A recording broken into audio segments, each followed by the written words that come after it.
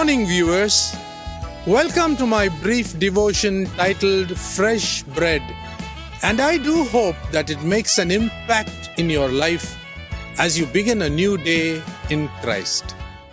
This morning, I want to share the story behind the greatest hymn ever written on planet Earth.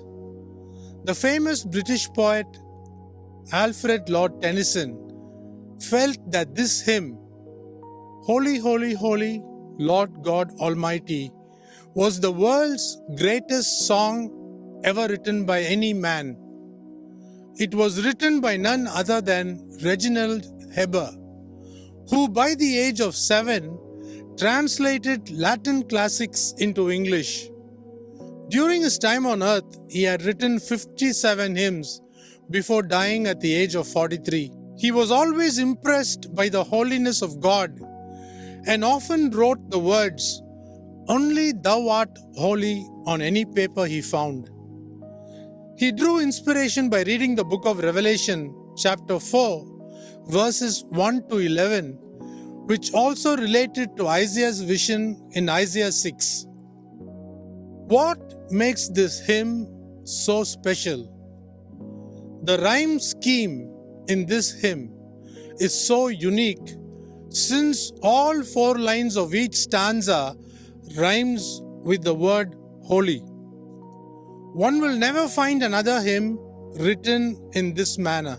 There is no cheap emotionalism evident in the music or the words.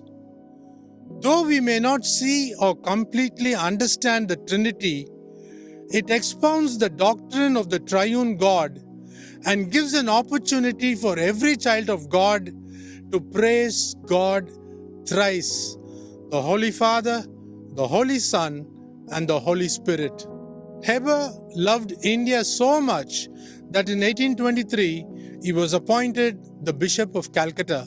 This tune, Holy, Holy, Holy, is called Nicaea, and listen to the El Bethel singers who may not be greatly talented, but they surely love their God. Hope you enjoy it. Have a great day.